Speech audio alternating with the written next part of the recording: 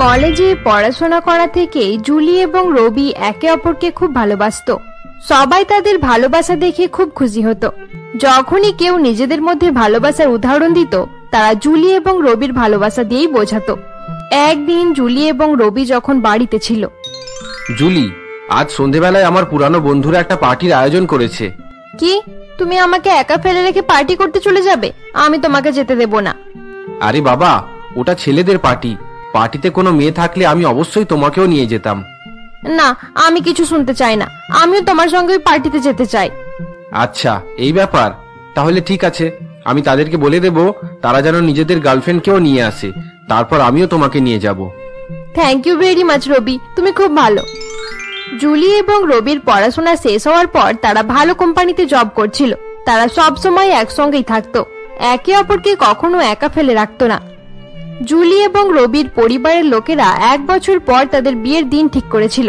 1 বছর পর তাদের বিয়ে ছিল, কিন্তু তারা আগে থাকতেই লিভিং রিলেশনশিপে ছিল। তারা একসঙ্গে বিভিন্ন জায়গায় ঘুরে বেড়াতো এবং সুখে তাদের জীবন কাটছিল। এরকমই একদিন যখন তারা একটি শপিং মলের বাইরে ছিল। বেবি, আমাকে একটা জামা কিনতে হবে, তুমি একটু দাঁড়াও তো, আমি 1 মিনিটে আসছি। 1 মিনিটে তোমার একটা জামা সিলেক্ট করা হয়ে যাবে? এটা অসম্ভব ব্যাপার। আচ্ছা ঠিক আছে, তাহলে 10 মিনিট। আরে নো প্রবলেম বেবি, তোমার যত টাইম লাগে তুমি নাও, আমি এখানে তোমার অপেক্ষা করছি। এমনিতেও দোকানে মেয়েদের যা ভিড়, তাতে আমাকে যেতে একদম ভালো লাগে না। আচ্ছা ঠিক আছে, তুমি দাঁড়াও, আমি এই যাব আর এই আসবো। জুলি জামা কেনার জন্য চলে যাওয়ার পর রবি নিজের মোবাইল নিয়ে ব্যস্ত হয়ে পড়ে। রবি যখন তার মোবাইল দেখছিল, এমন সময় তার কাছে একটা মেসেজ আসে। Hello handsome. Excuse me, who is this? I love you. আরে এটা কে যে আমাকে উল্টোপাল্টা মেসেজ করছে? রবি সেই মেয়েটিকে জানতো না, তাই এরকম মেসেজ আসার পর সে মেয়েটিকে আর রিপ্লাই করে না। সে নিজের ফোন রেখে দিয়ে জুলির অপেক্ষা করতে থাকে। এমন সময় পাশ থেকে এক মেয়ে যখন তার 2 হাতে জামা কাপড়ের ব্যাগ নিয়ে যাচ্ছিল, সেই সময় তার পার্সটি নিচে পড়ে যায়। আরে এইটা কি হয়ে গেল? আমার 2 হাতে জামা কাপড়ের ব্যাগ আছে, এই সময় ওয়ালেটটাও পড়ে গেল। এবার আমি এটা তুলবো কিভাবে? মেয়েটি দাঁড়িয়ে দাঁড়িয়ে এসব কথা ভাবছিল। এমন সময় রবি সেখানে আসে। ডোন্ট ওয়ারি ম্যাম, আপনার ওয়ালেট আমি তুলে দিচ্ছি। এই নিন আপনার wallet. Oh thank you very much. No problem. এরপর মেয়েটি তার ওয়ালেট নিয়ে সেখান থেকে চলে যায়। এই মেয়েগুলোর কখনো বুদ্ধি হবে না, একটা জামা কেনার জন্য আসে আর দোকানের সব জামা কিনে ফেলে। এভাবে জানি না মেয়েটা বাড়িতে যেতে যেতে কত কিছু ফেলতে ফেলতে যাবে, বেচারা মেয়ে। রবি দাঁড়িয়ে দাঁড়িয়ে এসব কথা ভাবছিল। এমন সময় তার মোবাইলে আবার একটি মেসেজ আসে। তুমি কি আমার সঙ্গে দেখা করতে চাও? রবি এই মেসেজ দেখার পর অনেক রেগে যায় এবং রেগে গিয়ে মেয়েটিকে মেসেজ করে। Who the hell are you? I am your lover. মনে হয় এটা কোনো পাগল মেয়ের কাজ, না হলে এসব উল্টোপাল্টা মেসেজ করবে কেন? কিছু সময় জুলি চলে আসবে, সে এসব মেসেজ দেখে নিলে আমাকে ছাড়বে না। এরপর রবি মোবাইল বন্ধ করে পকেটে রেখে দেয়। কিছু সময় পর জুলি সেখানে চলে আসে। কি হলো রবি, তোমার মুড অফ মনে হচ্ছে কেন? যাওয়ার সময় তো ঠিকই ছিল। আরে না না, আমার মুড ঠিক আছে। তুমি বলো, তোমার শপিং হয়ে গেছে? হ্যাঁ, শপিং হয়ে গেছে। জানো রবি, আমি 5খানা জিন্স আর 5খানা জামা কিনেছি। আরে বাহ, একটা জামা কিনতে গিয়ে এত কিছু নেওয়া হয়ে গেল? আরে ভালো অফার চলছিল ভেতরে, একটার সঙ্গে একটা ফ্রি ছিল। আজ আমি অনেক বেশি লাভ করে নিয়েছি। তোমাদের মেয়েদের কিছু পরিবর্তন হবে না জুলি। এত কিছু শপিং করার পরেও কোনো পার্টিতে যাওয়ার হলে বলবে তোমার কাছে জামা নেই। আরে রবি, এসব পার্টিতে যাওয়ার ড্রেস নয়, এসব তো আমি বাড়িতে পরার জন্য নিয়েছি। আচ্ছা ঠিক আছে, তোমাকে বেশি এক্সপ্লেন করতে হবে না, এবার চলো। এভাবেই কথা বলতে বলতে রবি এবং জুলি তাদের কারের কাছে আসে। তারা গাড়ি করে শপিং মল থেকে বেরিয়ে পড়ে। পথে কিছু দূর যেতেই রবি আবার শপিং মলের বাইরে সেই মেয়েটিকে দেখতে পায়। লিফট প্লিজ, লিফট দেবেন? আরে এই মেয়েটা এখানে দাঁড়িয়ে লিফট চাইছে। দেখো জুলি, মেয়েটা কত শপিং করেছে, যেন মনে হচ্ছে কোনো দামি গাড়িতে এসেছিল আর পথে দাঁড়িয়ে দাঁড়িয়ে লিফট চাইছে। তুমি মেয়েটার ব্যাপারে এত কিছু জানলে কিভাবে? আরে জুলি, এই মেয়েটাকে আমি শপিং মলের বাইরে দেখেছিলাম। তাহলে তুমি কি এবার সব মেয়েদের উপর নজর রাখতে শুরু করেছো? আরে না জুলি, তুমি ভুল ভাবছো। রবি এবং জুলি গাড়ি থামিয়ে যখন নিজেদের মধ্যে কথা বলছিল, এমন সময় মেয়েটি তাদের গাড়ির সামনে আসে। এক্সকিউজ মি, আমার গাড়ি খারাপ হয়ে গেছে। আপনি কি আমাকে একটু আগে পর্যন্ত লিফট দিয়ে দেবেন? Please sir, please madam. আচ্ছা ঠিক আছে, আপনি ভেতরে চলে আসুন। Thank you very much. এরপর মেয়েটি গাড়ির ভেতরে বসে পড়ে এবং রবি গাড়ি চালাতে শুরু করে। যেতে যেতে মেয়েটি রবিকে দেখার পর বলে, আরে স্যার, এটা আপনার গাড়ি? আসলে গাড়িটা খুব ভালো। জানেন ম্যাডাম, স্যার অনেক ভালো মানুষ। শপিং করে বেরোনোর পর আমার ওয়ালেটটা পড়ে গিয়েছিল। সেখানে অনেক লোক ছিল, কিন্তু কেউই আমার হেল্প করার জন্য এগিয়ে আসেনি। কিন্তু স্যার হঠাৎ করে এলো আর আমার ওয়ালেটটা তুলে আমাকে দিয়ে দিল। Thank you sir. No problem. আপনাকে কত দূর যেতে হবে বলুন? আমি নিউ টাউন পর্যন্ত যেতাম, কিন্তু আপনি আমাকে কোনো ট্যাক্সি স্ট্যান্ডে নামিয়ে দিলেই হবে। আমি ট্যাক্সি করে চলে যাব। আরে না না, ট্যাক্সি স্ট্যান্ডে নামবেন কেন? আমরাও নিউ টাউন যাব, চলুন আপনাকে সেখানেই পৌঁছে দেব। কিছু সময় পর রবি নিউ টাউনে পৌঁছে গাড়ি থামিয়ে দেয়। স্যার, আমি এখানেই নামবো, পাশেই আমার বাড়ি। Thank you so much. মেয়েটির চলে যাওয়ার পর রবি আবার গাড়ি চালাতে শুরু করে। রবি, তুমি আমার সঙ্গে দোকানের ভেতরে যেতে চাও না? সব সময় বলো মেয়েদের দোকানে ঢুকতে তোমার খারাপ লাগে, আর বাইরে দাঁড়িয়ে মেয়েদের ওয়ালেট তুলে দেওয়ার সময় তোমার খারাপ লাগলো না? আরে জুলি, তুমি আমাকে ভুল ভাবছো। ওই মেয়েটা অনেক বেশি শপিং করেছিল, তাই সে নিজের ওয়ালেট তুলতে পারছিল না, তাই আমি তার হেল্প করেছি। চুপ করো তুমি, আমি তোমার কোনো কথাই শুনতে চাই না। সুন্দর মেয়ে দেখলেই তার পেছনে পড়ে যাও। তাহলে তুমি এই মেয়েটার থেকে হিংসা করছো, তাই তো? হ্যাঁ, হিংসে তো হবেই। মেয়েটাকে বেশ ভালোই দেখতে ছিল। মেয়েটা আবার আমাদের বাড়ির পাশাপাশি কোনো জায়গাতে থাকে, হয়তো আবার দেখা হলে সে আমাকে চা খাওয়ার জন্য ডাকতে পারে। এবার চুপ করো রবি, না হলে আমি তোমাকে মেরেই ফেলবো। সত্যি জুলি, তুমি যে কোনো মেয়েকে দেখে রেগে যাও। আমাদের রিলেশনের 5 বছর হয়ে গেছে, কয়েকদিন পর আমাদের বিয়ে হবে, আর তুমি এইভাবে সন্দেহ করছো। আই লাভ ইউ রবি, আমি তোমাকে হারাতে চাই না, তাই সবসময় ভয় পাই। এরপর সেদিন রাতের বেলা, তখন বাজে রাত 12টা। জুলি অনেক টায়ার্ড থাকায় সে তাড়াতাড়ি ঘুমিয়ে পড়েছিল। অপরদিকে রবি হলরুমে বসে অফিসের কাজ করছিল। রবি নিজের কাজে ব্যস্ত ছিল, এমন সময় তার মোবাইলে একটি মেসেজ আসে। ঘুমিয়ে পড়েছ নাকি আমাকে মিস করছো? মেসেজ দেখার পর রবি অনেক রেগে যায় এবং রিপ্লাই দেয়, হোয়াট ননসেন্স! পরিষ্কার করে বলো তুমি কে, না হলে তোমাকে ব্লক করে দেব। তুমি কি আমার সঙ্গে দেখা করতে চাও এই সময়? এবার থামো, কেন আমাকে বিরক্ত করছো? এসব আমার একদম পছন্দ হয় না। তাহলে নিজের বাড়ির ব্যালকনিতে এসো, তুমি আমাকে দেখতে পেয়ে যাবে। রবির মনে হলো কেউ তার সঙ্গে মজা করছে, তাই সে সঙ্গে সঙ্গে বাড়ির ব্যালকনিতে চলে যায়। রবি নিজের ব্যালকনিতে গিয়ে আবার মেয়েটিকে মেসেজ করে, আমি নিজের ব্যালকনিতে দাঁড়িয়ে আছি, এবার বলো তুমি কোথায়? তোমার বাড়ির সামনে যে বিল্ডিংটা রয়েছে সেখানে দেখো। রবি সামনের বিল্ডিং এ তাকাতে হতবাক হয়ে যায়। সেখানে সে ওই মেয়েটাকেই দেখতে পায় যাকে সে শপিং মলে দেখেছিল এবং বাড়ি ফেরার সময় যাকে সে লিফট দিয়েছিল। হোয়াট? এটা তো সেই মেয়ে। এই মেয়েটা আমাকে মেসেজ করছে, কিন্তু এ কে? একে তো আমি চিনি না। এরপর মেয়েটি রবির সামনের বিল্ডিং থেকে তাকে কল করে। Hello darling. কে তুমি? তুমি আমাকে কিভাবে চেনো? আমার নাম্বার তুমি কোথায় পেলে? এত কোয়েশ্চেন একসঙ্গে? ফ্ল্যাট নাম্বার 302 এ চলে এসো, আমি তোমার জন্য অপেক্ষা করছি। আরে, ফোন কেটে দিল। আমি কিছু বুঝতে পারছি না, কি করব? যাব নাকি যাব না? রবি অনেক সময় পর্যন্ত ভাবতে থাকে যে মেয়েটির ফ্ল্যাটে যাওয়া তার ঠিক হবে নাকি ঠিক হবে না। এটাই ঠিক সময়, ওই মেয়েটার সঙ্গে দেখা করে তাকে ভালোভাবে বুঝিয়ে দেব, না হলে সে এভাবে বারবার মেসেজ করে আমাকে বিরক্ত করবে। মেয়েটার মেসেজ করার ব্যাপারটা যদি জুলি জানতে পারে, অনেক সমস্যা হয়ে যাবে। রবি এসব কথা চিন্তা করতে করতে ঠিক করে যে সে মেয়েটার সঙ্গে দেখা করতে যাবে। এরপর রবি মেয়েটির সঙ্গে দেখা করতে যাওয়ার জন্য বাড়ি থেকে বেরিয়ে পড়ে। অপরদিকে মেয়েটির ফ্ল্যাটে। এসো ডার্লিং, এসো, তোমাকে এখানে আসতেই হবে। তোমার কবিতা যে তোমার জন্য অপেক্ষা করছে। আজকের রাতটা অনেক স্পেশাল হতে চলেছে। মেয়েটি বসে বসে এসব কথা ভাবছিল, এমন সময় তার দরজার বেল বেজে ওঠে। এরপর মেয়েটি গিয়ে দরজা খোলে। আরে এসো রবি, ভেতরে এসো, এখানে বসো। বলো তুমি কি রকম ড্রিঙ্কস নেবে? Stop this nonsense. এবার আমাকে বলো তুমি কে? কবিতা, আমি হলাম কবিতা। তুমি কবিতা বা টবিতা যেও হও না কেন, আমার পেছনে পড়ে আছো কেন? কেন সবসময় আমাকে বিরক্ত করছো? আমি তোমাকে ভালোবাসি রবি, আই লাভ ইউ। আমাকে ভালোবাসো? মাই ফুট, আমি তোমাকে চিনি না। কোনোদিন তোমাকে দেখিও নি, তাহলে এই ভালোবাসার কথা কিভাবে এলো? তোমার সব প্রশ্নের উত্তর তুমি পেয়ে যাবে। একটু শান্তিতে বসে এই ওয়াইনটা খাও। তোমার কি মাথা খারাপ হয়ে গেছে? আমি এখানে তোমার সঙ্গে বসে পার্টি করার জন্য আসিনি, আমি তোমাকে সাবধান করার জন্য এসেছি। আজ না হয় কাল তোমাকে আমার কাছে আসতেই হবে রবি, এটা তুমি আটকাতে পারবে না।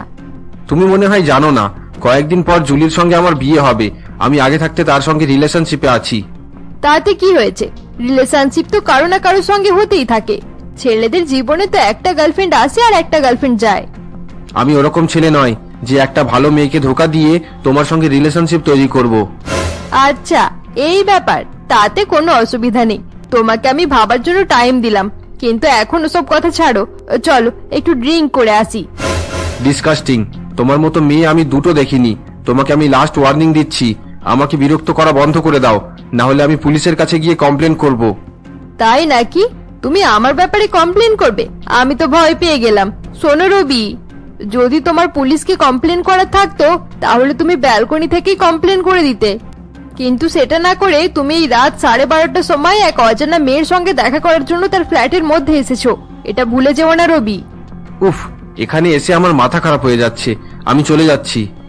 আরে রবি, এভাবে রাগ করে চলে যাচ্ছ কেন? একটু বসে গল্প করো। আই লাভ ইউ রবি, দাঁড়াও। কবিতা রবিকে বারবার ডাকতে থাকে, কিন্তু রবি তার কোনো কথাই শোনে না এবং রাগ করে সেখান থেকে চলে যায়। যাওয়ার পথে রবি একবারও পেছনে ফিরে তাকায় না এবং নিজের বাড়িতে পৌঁছে যায়। আরে রবি। আরে জুলি, তুমি তো ঘুমিয়েছিলে, তুমি কখন উঠলে? এত রাতে তুমি কোথায় গিয়েছিলে? না না, কোথাও যাইনি, মানে বাইরে একটু হাঁটতে গিয়েছিলাম। এত রাত্রে হাঁটতে গিয়েছিলে? সবকিছু ঠিক আছে তো? আরে তুমি শুধু শুধু চিন্তা করছো, সেরকম কোনো ব্যাপার নয়।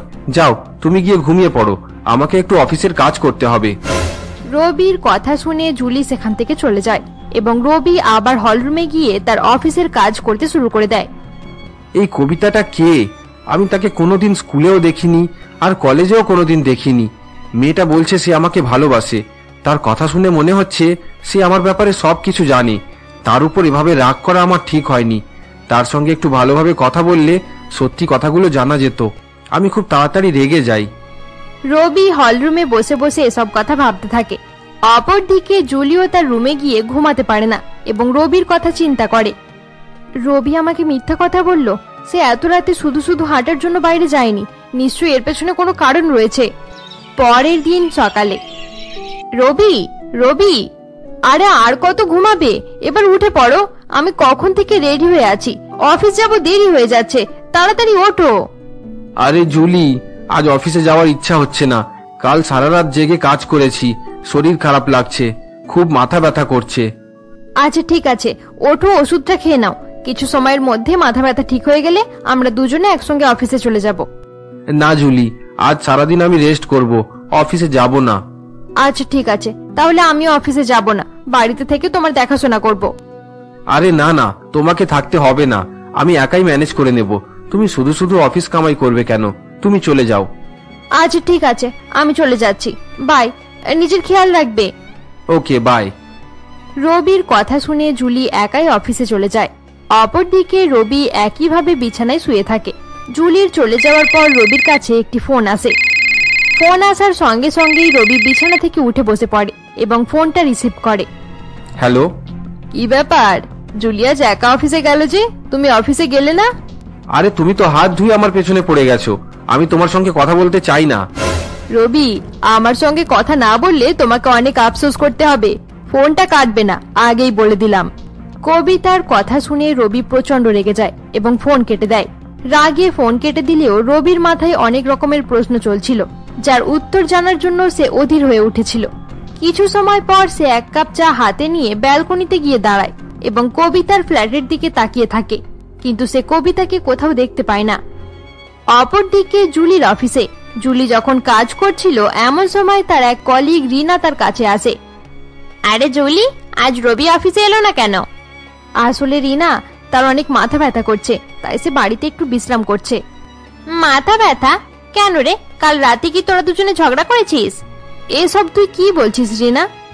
আরে আমি তো মজা করছি, কিছু মনে করিস না। তবে আজ পর্যন্ত রবি কোনোদিনও তোকে একা অফিসে আসতে দেয়নি। আজ প্রথমবার তুই একা অফিসে এলি। দেখ আবার রবি অন্য কোনো মেয়েকে পছন্দ করতে শুরু করেনি তো? আরে না না, তুই কথা বলার সময় কিছু ভাবিস না, তোর মুখে যা আসে তাই বলে দিস। এখন তুই যা, লাঞ্চের সময় কথা হবে। আচ্ছা ঠিক আছে, বাই। এরপর রিনা সেখান থেকে চলে যায়। রিনা চলে যাওয়ার কিছু সময় পর জুলির কাছে অজানা নাম্বার থেকে ফোন আসে। আননোন নাম্বার, কে আবার ফোন করলো? হ্যালো, কে বলছেন? জুলি, তোমার কি মনে হচ্ছে রবি তোমাকে সত্যিকারের ভালোবাসে নাকি শুধু টাইম পাস করার জন্য তোমার সাথে লিভ ইন রিলেশনশিপে আছে? এসব কি ফালতু কথা বলছো তুমি? তুমি কে? আমি কে সেটা জানার কোনো প্রয়োজনই নেই। আমার যেটা বলার ছিল আমি তোমাকে বলে দিয়েছি, এবারে আমি রাখছি। কবিতা এই বলে ফোন কেটে দেয়। কবিতার ফোন কেটে দেওয়ার পর জুলি চিন্তিত হয়ে পড়ে। এসব আমার সাথে কি হচ্ছে? কাল রাতে হঠাৎ রবি নিজের রুম থেকে বেরিয়ে কোথাও গিয়েছিল, তারপর আজ সকালে মাথা যন্ত্রণার কারণে অফিসেও এলো না, তার উপর এখন আবার এই মেয়েটার ফোন কল। এসব কি হচ্ছে আমি তো কিছু বুঝে উঠতে পারছি না। জুলির মাথায় নানা রকমের প্রশ্ন চলছিল, সে তার কাজের উপর মনোযোগ দিতে পারছিল না। না না, রবির উপরে সন্দেহ করা ঠিক হবে না। আমি যখনই রবির উপরে সন্দেহ করি তখনই আমি ভুল প্রমাণিত হই। আমার রবি এরকম ছেলেই নয়, সে কখনো আমাকে ধোকা দেবে না, সে আমাকে খুব ভালোবাসে। হ্যাঁ হ্যাঁ, এটাই সত্যি কথা। এইভাবে বেশ কিছুদিন কেটে যায়। এর মধ্যে রবির কাছে কবিতার থেকে কোনো রকম মেসেজ বা ফোন আসে না। বেশ কিছুদিন কেটে যাওয়ায় রবি তার বাড়ির ছাদে বসে বসে কবিতার মেসেজ এবং ফোনের অপেক্ষা করতে থাকতো, কিন্তু কবিতা কোনোদিনও তার বাড়ির ব্যালকনিতেও আসতো না এবং তাকে ফোনও করতো না। একদিন রবি যখন তার বাড়ির ছাদে বসেছিল, এমন সময় জুলি তার কাছে আসে। কি ব্যাপার রবি, তুমি সব সময় বাড়ির ছাদে বসে থাকো কেন? আরে না না জুলি, সেরকম কোনো ব্যাপার নয়, এখানে একটু হাওয়া চলে তাই বসতে ভালো লাগে। আমি কয়েকদিন থেকে নোটিস করছি তুমি সব সময় কিছু একটা ভাবতে থাকো। তোমার মনে আছে তো এই রবিবারে বন্ধুদের সঙ্গে পার্টি আছে? হ্যাঁ মনে আছে, এই পার্টি আমি আবার ভুলতে পারি? তাহলে বলো, পার্টিতে আমি কোন জামা পরে যাব? আমি কি পরবো কিছুই বুঝে উঠতে পারছি না। তোমার যেটা ভালো লাগে সেটাই পরে নেবে, এমনিতেই তুমি যে কোনো জামা পরো না কেন তোমাকে খুব সুন্দর লাগে। এরপর কয়েকদিন কেটে যায় এবং রবিবার চলে আসে। রবিবারে একটি ভালো রেস্টুরেন্টে রবি এবং জুলির বন্ধুরা পার্টি করতে থাকে। আরে ভাই পরেশ, ওই মেয়েটাকে দেখ, দারুণ লাগছে। একদম ঠিক বলেছিস মদন, মেয়েটা খুব হট। জানি না এটা কার গার্লফ্রেন্ড, আমার তো দেখে হিংসা হচ্ছে। মদন এবং পরেশ নিজেদের মধ্যে কথা বলছিল, এমন সময় রবি সেখানে আসে। আরে ভাই পরেশ, কার এত নাম করছিস, আমাকে একটু দেখা। আরে রবি সামনে দেখ, দেখে তোর মাথা খারাপ হয়ে যাবে, একবার মেয়েটাকে দেখ। পরেশের কথায় রবি সামনের দিকে তাকাতেই অবাক হয়ে যায়, কারণ তার সামনে যে মেয়ে দাঁড়িয়ে ড্রিঙ্ক করছিল সে ছিল কবিতা। এরপর রবি কবিতার কাছে আসে। কেমন আছো রবি, তুমি কি আমাকে খুব মিস করছিলে? কবিতা, তুমি? কবিতা, এটা কে রবি? আচ্ছা, তাহলে তুমি জুলি, তুমি আমাকে চিনতে পারলে না? আরে তুমি তুমি তো সেই মেয়ে যে সেই দিন মল থেকে আমাদের গাড়ি করে নিউ টাউন পর্যন্ত গিয়েছিলে। হ্যাঁ, তুমি একদম ঠিক বলেছো, আমি সেই মেয়ে। কিন্তু তুমি এখানে কেন? আমাদের মধ্যে কেউ তোমার বন্ধু রয়েছে? হ্যাঁ আছে তো, না হলে আমি পার্টিতে কিভাবে আসবো? ওকে বাই, আবার পরে দেখা হবে। বাই রবি, তোমার সঙ্গে দেখা করে খুব ভালো লাগলো। এই বলে কবিতা সেখান থেকে চলে যায়। রবি, এর সঙ্গে কি তোমার আগে কোথাও দেখা হয়েছে? এ তোমার সঙ্গে কি কথা বলছিল? না না, আমার সঙ্গে কোনো রকম কথা বলছিল না, তাছাড়া আমি এর সঙ্গে দেখা করব কেন? ও এমনি আমার কাছে এসেছিল, কিন্তু তোমাকে দেখে চলে গেল। তার কথা বাদ দাও, চলো আমরা পার্টি এনজয় করি। কিছু সময়ে পার্টি শুরু হয়ে যায়। কবিতা দেখতে খুব সুন্দর হওয়ায় পার্টির বেশিরভাগ ছেলেরা তার দিকে তাকিয়েছিল, কিন্তু কবিতা শুধুমাত্র রবির দিকেই তাকাচ্ছিল। ইচ্ছা করছে কবিতাকে গিয়ে একবার জিজ্ঞাসা করি যে এতদিন সে কোথায় ছিল, এতদিন তাকে দেখতে পাইনি কেন। কিন্তু না, এখানে জুলি আছে, তার সঙ্গে কথা বলতে গেলে অনেক সমস্যা হয়ে যাবে। ভালো এটাই হবে যে আমি কবিতার থেকে একটু দূরে থাকি। একদিকে রবি তার ছেলে বন্ধুদের সঙ্গে বসে ড্রিঙ্ক করতে থাকে, অপরদিকে জুলি তার মেয়ে বান্ধবীদের সঙ্গে বসে পার্টি এনজয় করছিল। বল জুলি, তোর লাভ লাইফটা কেমন চলছে? অনেক ভালো চলছে রে। আমি অনেক লাকি যে রবির মতো ছেলে পেয়েছি, সে আমার অনেক খেয়াল রাখে। আমাদের রিলেশনশিপ 5 বছর হয়ে গেছে, কিন্তু এখনো সে আমাকে আগের মতোই ভালোবাসে। পরের বছরে আমাদের বিয়ে হবে। একটা কথা শোন জুলি, 5 বছর পর্যন্ত কোনো মেয়ের সঙ্গে বেশিরভাগ ছেলেরা বিরক্ত হয়ে যায় আর অন্য মেয়ের পেছনে ছুটতেও শুরু করে দেয়। একটু লক্ষ্য রাখিস রবি আবার তোর থেকে বোর না হয়ে যায়। তুই চিন্তা করিস না, রবি ওরকম ছেলেই নয়। সে কলেজে পড়া অবস্থায় যেভাবে আমার কেয়ার করতো এখনো সেভাবেই করে। সে আমাকে অনেক ভালোবাসে। আচ্ছা ঠিক আছে, চল আর একটা করে ড্রিঙ্ক খায়। এরপর জুলি এবং প্রিয়া ড্রিঙ্ক করতে থাকে। এভাবেই বেশ কিছু সময় কেটে যায়। মনে হয় জুলি অনেক বেশি ড্রিঙ্ক করে ফেলেছে। যা, তুই ওকে রুমে নিয়ে যা। আচ্ছা ঠিক আছে। মনে রাখিস, তোদের রুম নাম্বার 13, অন্য কোনো রুমে চলে যাস না যেন। আরে হ্যাঁ, মনে আছে। আমি এখনই জুলিকে নিয়ে যাচ্ছি। জুলি, তুমি অনেক বেশি ড্রিঙ্ক করে ফেলেছো। চলো এবার আমরা রুমে যাব। রুমে যাব কেন রবি? পার্টি শেষ হয়ে গেল? হ্যাঁ, পার্টি প্রায় শেষ হয়ে গেছে। আর কিছু সময় পর্যন্ত এখানে থাকলে তুমি হয়তো এখানেই ঘুমিয়ে পড়বে। চলো এবার তোমরা সবাই ওঠো, নিজে নিজের রুমে যাও। Okay, bye Rabi, bye Julie, আমি নিজের রুমে চলে যাচ্ছি। Bye Priya, bye bye. এরপর রবি জুলিকে আস্তে আস্তে করে 13 নম্বর রুমে নিয়ে যায়। রবি জুলিকে রুমের ভেতরে নিয়ে গিয়ে বেডের উপরে ঘুম পাড়িয়ে দেয়। আজকের পার্টিটা খুব ভালো ছিল, তাই না জুলি? জুলি, জুলি, আরে তুমি ঘুমিয়ে পড়লে? আমি জানতাম এরকমটাই হবে। জুলি অনেক বেশি ড্রিঙ্ক করে থাকায় কিছু সময়ের মধ্যেই সে ঘুমিয়ে পড়ে। কিছু সময় রুমে থাকার পর রবি আবার বাইরে বেরিয়ে আসে এবং যেখানে পার্টি হচ্ছিল সেখানে যায়। রবি সেখানে গিয়ে দেখে পার্টি শেষ হয়ে গেছে এবং সকলে নিজেদের রুমে চলে গেছে। রবি সেখানে দাঁড়িয়ে ছিল, এমন সময় তার পেছন থেকে একটি আওয়াজ আসে। হ্যালো, তুমি আমাকে খুঁজছো তো? আরে কবিতা, তুমি? আচ্ছা কবিতা, এই পার্টিতে তোমার বন্ধু কে? তুমি কার মাধ্যমে পার্টিতে এসেছো? সেটা বেশি গুরুত্বপূর্ণ নয় রবি, তবে এখানে আসার পর সকলে আমার বন্ধু হয়ে গেছে। এরপর রবি এবং কবিতা সেখানে বসে গল্প করতে শুরু করে দেয়। একটা কথা বলবো, সেদিনের পর থেকে তুমি হঠাৎ কোথায় চলে গিয়েছিলে? আমি তোমাকে দেখতে পেলাম না। কেন, তুমি কি আমাকে মিস করছিলে? আমি জানতাম তুমি আমাকে মিস করবে। আরে না না, সেরকম ব্যাপার নয়। আমি তো এমনি জিজ্ঞাসা করছিলাম। আরে ঠিক আছে, তোমাকে এক্সপ্লেন করতে হবে না। সব প্রশ্নের উত্তর হয় না। এখন সারা রাত পড়ে আছে, তুমি কিছু কথা বলো আর আমি কিছু কথা বলবো, ঠিক আছে তো? কবিতার কথা বলার স্টাইল এবং ব্যবহার রবির খুবই পছন্দ হতে থাকে। তার মধ্যে কিছু একটা ছিল যার জন্য রবি সবসময় তার দিকে আকৃষ্ট হতো। রবি ভালো করেই জানতো জুলি কবিতার কথা জানতে পারলে তাদের মধ্যে অনেক অশান্তি হবে, কিন্তু তারপরেও সে কবিতার সঙ্গে কথা বলতে থাকে। পরের দিন সকালে, কাল রাতে একটু বেশি ড্রিঙ্ক করে ফেলেছিলাম, খুব ভালো ঘুম হয়েছে। আরে রবি কোথায়? রবি, রবি, সকাল সকাল রবি আবার কোথায় চলে গেল? জুলি এই বলে রবিকে খুঁজতে খুঁজতে রুমের বাইরে আসে। অনেক খোঁজাখুঁজি করার পরেও জুলি রবিকে কোথাও দেখতে পায় না। কিছু সময় পর জুলি তার বান্ধবী প্রিয়াকে দেখতে পায়। প্রিয়া, তুই রবিকে কোথাও দেখেছিস? রবি, আমাকে জিজ্ঞাসা করছিস কেন? তুই গিয়ে ওই সুন্দর মেয়ে কবিতাকে জিজ্ঞাসা কর। রবি সারা রাত তার সঙ্গে প্রেম ভালোবাসার গল্প করছিল। এই কিছু সময় হলো তারা দুজনে কোথাও একটা চলে গেছে। প্রিয়ার মুখে এসব কথা শুনে জুলির খুব খারাপ লাগে এবং সে দুঃখী মনে তার রুমে ফিরে আসে। জুলি তার রুমে বসেছিল, এরই মধ্যে রবি সেখানে চলে আসে। রবি, তুমি সারা রাত কোথায় ছিলে? আমি আবার কোথায় থাকবো? তোমার পাশেই বসেছিলাম। কিন্তু প্রিয়া তো অন্য কিছু বলল। প্রিয়া কি বলছে? না না, কিছু বলেনি। তুমি যখন বলছো হয়তো তুমি সারা রাত এখানেই ছিলে। চলো আমরা বাড়ি ফিরে যাই, আমার শরীরটা ঠিকঠাক মনে হচ্ছে না। হ্যাঁ চলো, আমার বন্ধুরাও বাড়ি চলে গেছে, এইমাত্র আমি তাদেরকে ছেড়ে এলাম। চলো আমরাও বাড়ি ফিরে যাই। এরপর রবি এবং জুলি বাড়ি ফিরে আসে। প্রিয়ার কথা শোনার পর থেকে জুলির মনে নানা রকমের প্রশ্ন আসতে থাকে, কিন্তু সে রবির সঙ্গে এই ব্যাপারে কোনো কথা বলে না। কি ব্যাপার জুলি, তুমি এভাবে চুপচাপ বসে আছো কেন? যখন থেকে হোটেল থেকে এসেছো তুমি বেশি কথা বলছো না। আসলে রবি, আমার শরীরটা ঠিক লাগছে না, আমি একটু রেস্ট করব। জুলি এই বলে রেস্ট করার জন্য তার রুমে চলে যায়।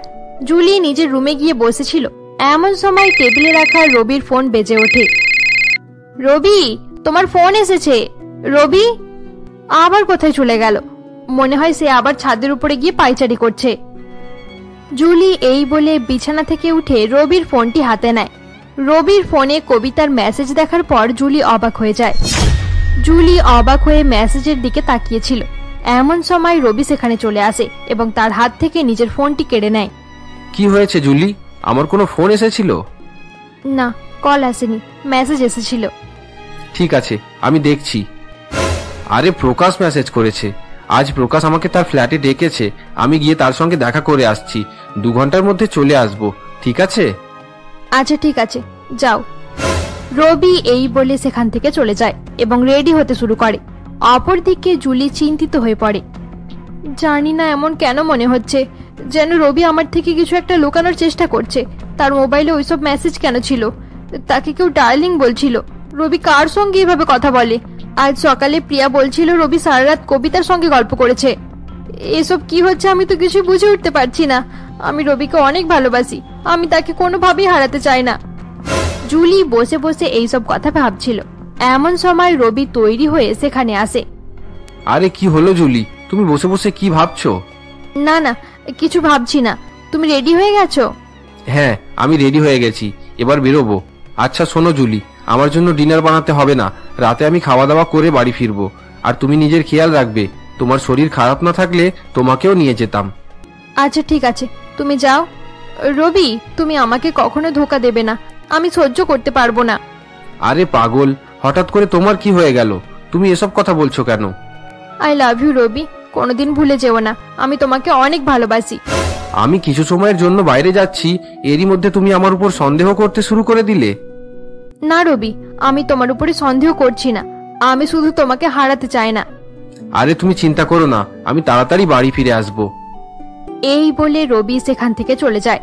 জুলি রবির উপর সন্দেহ করতে শুরু করে এবং সে ঠিক করে এবার সে রবির পিছু নেবে এবং সে কোথায় যায় সেটা নিজের চোখেই দেখবে। রবি বাড়ি থেকে বেরিয়ে পড়লে জুলি তার পেছন পেছন আসে। রবি গাড়ি নিয়ে যাচ্ছে না কেন? সে হেঁটে হেঁটে কোথায় যাবে? জুলি রবির পেছন পেছন হাঁটতে থাকে। কিছু সময় পর রবি পাশের এক অ্যাপার্টমেন্টের মধ্যে চলে যায়। রবি অ্যাপার্টমেন্টের মধ্যে যাচ্ছে কেন? পরেশ তো এখানে থাকে না। রবি অ্যাপার্টমেন্টের মধ্যে চলে যায় এবং 302 নম্বর রুমের বাইরে গিয়ে রুমের বেল বাজায়। অপরদিকে জুলি লুকিয়ে লুকিয়ে তাকে দেখতে থাকে। কিছু সময় পর রুমের দরজা খুলে যায় এবং রবি রুমের ভেতরে ঢুকে পড়ে। তারপর আবার রুমের দরজা বন্ধ হয়ে যায়। আমি জানতাম রবি, তুমি অবশ্যই আসবে। কবিতা, তুমি প্লিজ আমাকে মেসেজ করা বন্ধ করে দাও। হয়তো আমাদের মেসেজ জুলি দেখে নিয়েছে, তাকে বোঝানো আমার পক্ষে সহজ হবে না। আমি কি তোমাকে খারাপ কোনো মেসেজ করেছি নাকি? আমি তোমাকে মিস করছিলাম তাই মেসেজ ওটাই লিখেছি, এতে খারাপ কি আছে? তাছাড়া এখন না হলেও পরে তো জুলি এসব ব্যাপারে জানতেই পারবে। শোনো কবিতা, আমি জুলির সঙ্গে রিলেশনশিপ খারাপ করতে চাই না। তাহলে কি তুমি আমার সঙ্গে রিলেশন খারাপ করতে চাও? আরে না না, আমি সেটা বলতে চাইছি না। আমি বলতে চাইছি আমাদের রিলেশনশিপকে শুধু ফ্রেন্ডশিপের মধ্যে সীমাবদ্ধ রাখলে ওটাই ভালো হবে। ফ্রেন্ডশিপ কেন? আই লাভ ইউ রবি, আর আমি জানি তুমিও আমাকে ভালোবাসো। তাই আমি আমাদের রিলেশনকে ফ্রেন্ডশিপের নাম দেব না। তুমি শুধু আমার, আমি তোমাকে সমস্ত রকমের আনন্দ দেব যেটা তুমি স্বপ্নেও কল্পনা করনি। কবিতা, আচ্ছা ওসব কথা ছাড়ো, আগে আমাকে এটা বলো, তুমি আমাকে কিভাবে চেনো? তুমি আমাকে কোথায় দেখেছিলে? যেদিন তুমি আমাকে আই লাভ ইউ টু কবিতা বলবে সেদিন আমি তোমার সব প্রশ্নের উত্তর দেব। ততদিন পর্যন্ত আমি তোমার কোনো প্রশ্নের উত্তরই দেব না। আর তোমাকেও অনুরোধ করছি, তুমি আমাকে কোনো রকমের কোয়েশ্চেন করবে না। এসব কি বলছো কবিতা? রুমের ভেতরে কবিতা এবং রবি নিজেদের মধ্যে কথা বলতে থাকে। অপরদিকে রুমের বাইরে দাঁড়িয়ে জুলি নানা রকম কথা চিন্তা করতে থাকে। রবি এই ফ্ল্যাটের মধ্যে কার সঙ্গে দেখা করতে এসেছে? তাছাড়া এই ফ্ল্যাটটা আমাদের ফ্ল্যাটের ছাদ থেকেও দেখা যায়।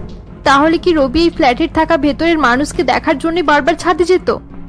না না, এসব কথা চিন্তা করা ঠিক হচ্ছে না। আমি এখানেই বসে রবির বাইরে আসার অপেক্ষা করি, তারপর বুঝতেই পারবো এই ফ্ল্যাটের মধ্যে কে থাকে। এই বলে জুলি ফ্ল্যাটের বাইরের এক জায়গায় গিয়ে বসে পড়ে। অপরদিকে ফ্ল্যাটের ভেতরে। আরে বাহ, গোল্ড ফিশ! মনে হচ্ছে গোল্ড ফিশ তোমার অনেক পছন্দ। হ্যাঁ, অনেক পছন্দ। আর আমি এটাও জানি তুমিও গোল্ড ফিশ ভালোবাসো। আরে তুমি আমার ব্যাপারে এত কিছু কিভাবে জানো? আমি তোমার ব্যাপারে আরো অনেক কিছুই জানি যেটা এখনো তুমিও জানো না। সত্যি কবিতা, তোমাকে যত দেখছি অবাক হয়ে যাচ্ছি। রবি ধীরে ধীরে কবিতার ভালোবাসার ফাঁদে জড়িয়ে পড়তে থাকে। এমনকি সে জুলির কথা ভাবা বন্ধ করে দেয়। এইভাবে দেখতে দেখতে 2 ঘন্টা কেটে যায় এবং ফ্ল্যাটের বাইরে জুলি রবির বাইরে আসার অপেক্ষা করতে থাকে। কবিতা, তোমার সঙ্গে কথা বলতে বলতে কখন 2 ঘন্টা হয়ে গেল বুঝতেই পারলাম না। আরে রবি, আজ এখানে থেকে গেলে অসুবিধা কিসের? তোমার কি মাথা খারাপ হয়ে গেছে? আমি অন্যজনের বাড়িতে রাত কাটাবো? না না, আমি চলে যাচ্ছি। ঠিক আছে, যাও। আবার কবে আসবে বলো? আসার চেষ্টা করব। Okay, bye. Bye. I love you Rabi. আজ তুমি আমার সঙ্গে থেকে গেলে কত ভালো হতো। কবিতা, প্লিজ আমাকে জোর করো না।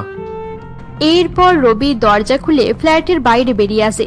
তার সঙ্গে কবিতাও ফ্ল্যাটের বাইরে চলে আসে। ডার্লিং, আমি তোমাকে অনেক মিস করব। কালকেও তোমাকে আসতে হবে। জুলি আড়াল থেকে এইসব দেখে আর সহ্য করতে পারে না। সে বিশ্বাস করতে পারছিল না যে রবি তার থেকে লুকিয়ে অন্য মেয়ের সঙ্গে প্রেম করছে। জুলি প্রচন্ড রেগে গিয়ে রবির সামনে এসে যায়। রবি, তুমি এই মেয়ের সঙ্গে কি করছো? আরে জুলি, তুমি এখানে? এই প্রশ্ন আমার করা দরকার। 2 ঘন্টা থেকে তুমি পরেশের সঙ্গে দেখা করার বাহানা করে এই মেয়ের সঙ্গে সময় কাটাচ্ছিলে। আরে কাম অন জুলি। চুপ করো, চরিত্রহীন মেয়ে কোথাকার। জুলি, কবিতাকে গালাগাল করো না, আগে আমার কথা শোনো। কেন তোমার কথা শুনবো? তুমি আমাকে কি বলবে? আমার সকল বন্ধুরা তোমাদের ব্যাপারে কথা বলছিল, কিন্তু তারপরেও আমি তাদের কথা বিশ্বাস করিনি। কিন্তু আজ নিজের চোখেই দেখে নিলাম এসব আমি আর সহ্য করতে পারবো না। তুমি আমার সঙ্গে চিটিং করেছো, তাও এরকম একটা মেয়ের জন্য যার নাম ঠিকানা কোনো কিছুই তোমার জানা নেই। আমি চলে যাচ্ছি রবি, আমি চলে যাচ্ছি। আরে জুলি, তুমি কোথায় যাবে? বাড়ি চলো, বাড়ি গিয়ে আমরা কথা বলবো। কেমন বাড়ি রবি?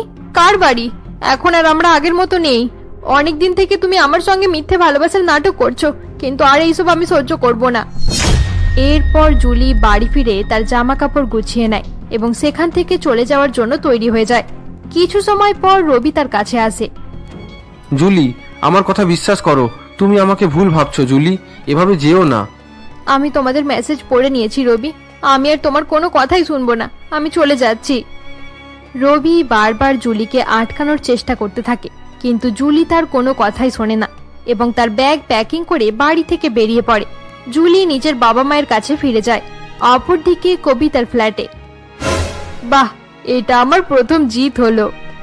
অপরদিকে রবির ফ্ল্যাটে। কবিতার সঙ্গে দেখা করতে যাওয়া আমার ঠিক হয়নি, তার জন্য আমি অনেক বড় সমস্যায় পড়ে গেলাম। কিন্তু কি করব, কবিতা এত অ্যাট্রাকটিভ মেয়ে যে তার কাছে না গিয়ে থাকা যায় না। আমি যেন জোর করে তার দিকে আকৃষ্ট হয়ে যাই। কবিতার জন্য জুলি এইভাবে রেগে চলে গেল, আমার কিছুই ভালো লাগছে না। এবার কিভাবে জুলির রাগ ঠান্ডা করব? সবকিছু এলোমেলো হয়ে যাচ্ছে। রবি বসে বসে এসব কথা ভাবছিল। এমন সময় তার দরজার বেল বেজে ওঠে। মনে হয় জুলি ফিরে এসেছে, যাই গিয়ে দরজাটা খুলে দিই। এরপর রবি গিয়ে দরজা খুলে দেয়। আরে কবিতা, তুমি? রবি, আই এম সো সরি। আমি জানতাম না জুলি আমাদেরকে একসঙ্গে দেখে ফেলবে আর শুধুই এত বেশি রেগে যাবে। আমি তার সঙ্গে কথা বলতে এসেছি, তাকে ডাকো, আমি তাকে বুঝিয়ে দেব, সব ঠিক হয়ে যাবে। এরপর কবিতা এবং রবি রুমের ভেতরে গিয়ে সোফার উপরে বসে পড়ে। রবি, তুমি জুলিকে ডাকো না, আমি সবকিছু ঠিক করে দেব। Julie, Julie. জুলি এখানে আর নেই কবিতা, সে বাড়ি ছেড়ে চলে গেছে। চলে গেছে? এটা কি হয়ে গেল? জুলি কিছু না বুঝেই এভাবে রাগ করে চলে গেল।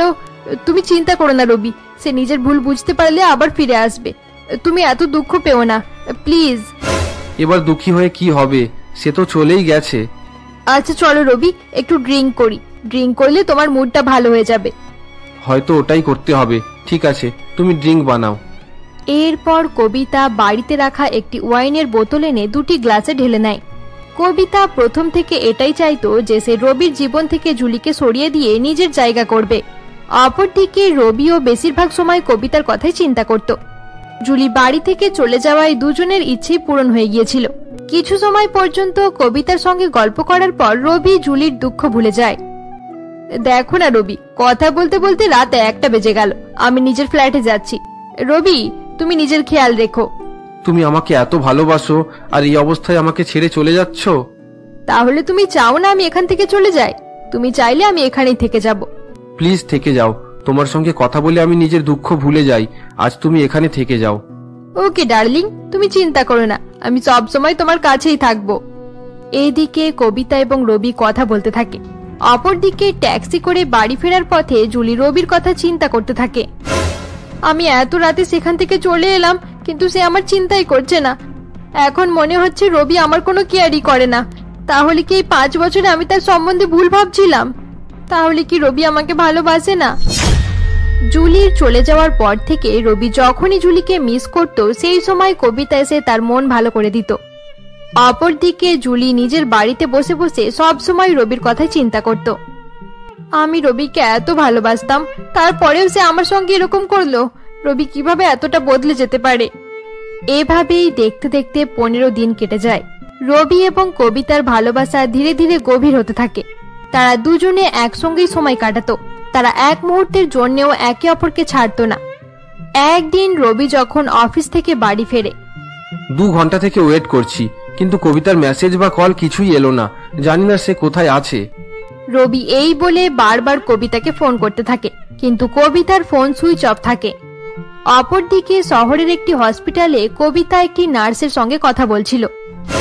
সিস্টার, কোন রকম ইমপ্রুভমেন্ট হয়েছে? না ম্যাডাম, কোনো ইমপ্রুভমেন্ট হয়নি। এতদিন হয়ে গেল, কিন্তু আগের মতোই রয়েছে। আপনি খুব ভালোভাবে তার খেয়াল রাখবেন। যখনই কোনো কিছুর প্রয়োজন হবে সঙ্গে সঙ্গে আমাকে ফোন করবেন।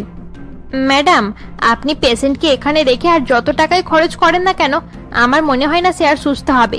আপনি তাকে বাড়ি নিয়ে চলে যান, হয়তো ভালোবাসা পেরে সে ঠিক হয়ে যেতে পারে। ঠিক আছে, এই ব্যাপারে আমি ভেবে দেখব। ম্যাডাম, আরেকটা কথা, পারলে আজ রাত্রে আপনি তার কাছেই থেকে যান। আমার মনে হয় সে আপনাকে অনেক মিস করছে। ঠিক আছে, আজ রাত্রে আমি এখানেই থেকে যাব। সেই রাতে কবিতা রবির সঙ্গে দেখাও করে না এবং তাকে ফোনও করে না। অপরদিকে রবি অনেক চিন্তায় পড়ে যায়। এতদিন কবিতার সঙ্গে থাকতে থাকতেই রবির তার সঙ্গে সবসময় কথা বলার অভ্যাস হয়ে গিয়েছিল। রবি কবিতার কথা চিন্তা করতে করতে সোফার উপরেই ঘুমিয়ে পড়ে। পরের দিন সকালে দরজার বেল বাজায়, রবির ঘুম ভাঙে। এরপর রবি গিয়ে দরজা খোলে। আরে কবিতা, তুমি কোথায় চলে গিয়েছিলে? কাল থেকে আমি তোমাকে অনেক মিস করছিলাম। তোমাকে বারবার ফোনও করেছিলাম, কিন্তু তোমার ফোন অফ আসছিল। আসলে ডার্লিং, আমাকে একটা গুরুত্বপূর্ণ কাজে শহরের বাইরে যেতে হয়েছিল। সেখানে ফোনে নেটওয়ার্কও ছিল না, তাই তোমাকে ফোন করে বলতেও পারিনি। আর তোমার সঙ্গে কথা না বলতে পারাই আমিও অনেক টেনশনে ছিলাম। তুমি জানো, কাল সারা রাত আমি ঘুমাতেও পারিনি। আগের বারেও তুমি এইভাবে 10 দিনের জন্য উধাও হয়ে গিয়েছিলে। এমন কি কাজ আছে যার জন্য তোমাকে এতদিন পর্যন্ত বাইরে থাকতে হয়? তুমি চিন্তা করো না রবি, আমি কোনো খারাপ কাজ করি না। ধীরে ধীরে তুমি সব জানতে পেরে যাবে। একটু ধৈর্য ধরো। কি ধৈর্য ধরতে হবে? আর একটা কথা মনে রেখো রবি, আমি তোমাকে খুব ভালোবাসি। আমি কোনোদিনও তোমাকে ধোকা দেব না, কোনোদিনও তোমাকে ছেড়ে যাব না। I love you Rabi. Please Kabita, কোনোদিন আমাকে ছেড়ে যাবে না। আমি তোমাকে ছাড়া থাকতে পারবো না। আই লাভ ইউ টু কবিতা। রবি এই বলে কবিতার কাছে যায় এবং তাকে জড়িয়ে ধরে। আরে ডার্লিং, এসব কিছুর জন্য এত তাড়াহুড়ো কিসের? আমাদের কাছে তো সারা জীবন পড়ে রয়েছে, এগুলো পরে করলেও চলবে। হ্যাঁ কবিতা, আমি জানি, কিন্তু কবিতা, আমরা একে অপরকে ভালোবাসি। তাহলে তুমি সব সময় আমাকে নিজের থেকে দূরে করে দাও কেন? আমি তোমাকে ভালোবাসি রবি, খুব তাড়াতাড়ি আমি তোমার হয়ে যাব। ততদিন পর্যন্ত আমরা একে অপরকে বোঝার চেষ্টা করব, যাতে বাকি জীবন আমরা সুখে কাটাতে পারি। কয়েকদিনে রবি কবিতার ভালোবাসায় এতটাই পাগল হয়ে গিয়েছিল যে সে জুলির কথা ভাবাও বন্ধ করে দেয়। অপরদিকে জুলিও নিজের লাইফে এগিয়ে যাওয়ার সিদ্ধান্ত নিয়ে নেয়। একদিন জুলি তার মাকে বলে, মা, তুমি আমার জন্য যে ছেলেগুলো সিলেক্ট করেছিলে, আমি তাদের সঙ্গে দেখা করার জন্য তৈরি আছি। ঠিক আছে জুলি, আমি ঘটক মশাইকে ডাকবো। তুই অনেক ভালো করেছিস যে রবিকে নিজের জীবন থেকে সরিয়ে ফেলেছিস। সে তোর ভালোবাসার যোগ্য ছিল না। যা হয়েছে ভালোই হয়েছে। ভালো কথা এটাই যে বিয়ের আগেই তুই তার সত্যিটা জানতে পেরে গেলি। হ্যাঁ মা, তুমি ঠিকই বলেছ। জুলি এই বলে সেখান থেকে চলে যায়। পরের দিন জুলি যখন নিজের ঘরে বসেছিল, এমন সময় তার ফোন আসে। হ্যালো জুলি, আমি বিক্রম বলছি। আন্টি আজ আমাকে তোমার সঙ্গে দেখা করতে বলেছে, তুমি জানো তো? হ্যাঁ বিক্রম, মা আমাকেও বলে দিয়েছে। কোথায় দেখা করতে যেতে হবে বলো? আমি তোমাকে রেস্টুরেন্টের লোকেশন পাঠিয়ে দিয়েছি, তুমি সেখানে পৌঁছে যেও, আমিও পৌঁছে যাব। আচ্ছা ঠিক আছে। জুলি, যদি কিছু মনে না করো তাহলে একটা কথা বলছি। আসলে আমার একটা দূর সম্পর্কের বোন আছে, সেও তোমার সঙ্গে দেখা করতে চাইছে। আমি কি তাকে সাথে নিয়ে যেতে পারি? আরে কোনো প্রবলেম নেই, তুমি তাকেও নিয়ে আসবে। কিছু সময় পর জুলি বিক্রমের পাঠানো লোকেশনে পৌঁছে যায় এবং রেস্টুরেন্টের মধ্যে গিয়ে বিক্রমের আসার অপেক্ষা করতে থাকে। জুলি বসে বসে বিক্রমের অপেক্ষা করছিল। কিছু সময় পর বিক্রম সেখানে আসে। তারা দুজনে রেস্টুরেন্টে বসে অনেক গল্প করতে থাকে। বিক্রম, এখানে এসে আমাদের 1 ঘন্টা হয়ে গেছে। এবার আমি উঠছি, বাড়ি ফিরতে হবে। আর তোমার দূর সম্পর্কের বোন এলো না কেন? জানি না এখনো সে এলো না কেন। আরে ওই তো ওই দেখো সে এসে গেছে।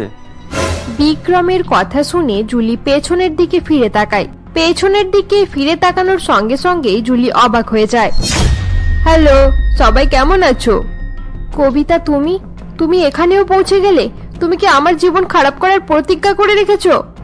তুমি আমাকে ভুল ভাবছো জুলি। তুমি যেমন ভাবছো সবকিছু সেরকম নয়, আসল সত্যিটা অন্য কিছু। কবিতা ঠিক বলছে জুলি, তুমি অন্তত একবার কবিতার উপর বিশ্বাস করে দেখো, তুমি সবকিছু বুঝতে পেরে যাবে।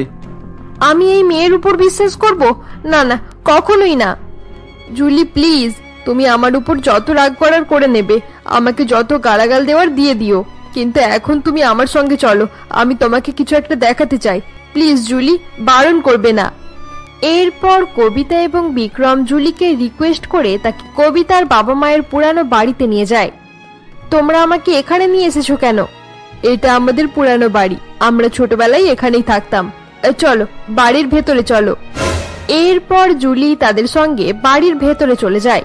জুলি বাড়ির ভেতরে গিয়ে দেখে সেখানে একটি মেয়ে শুয়ে রয়েছে এবং তার হাতে সেলাইন লাগানো।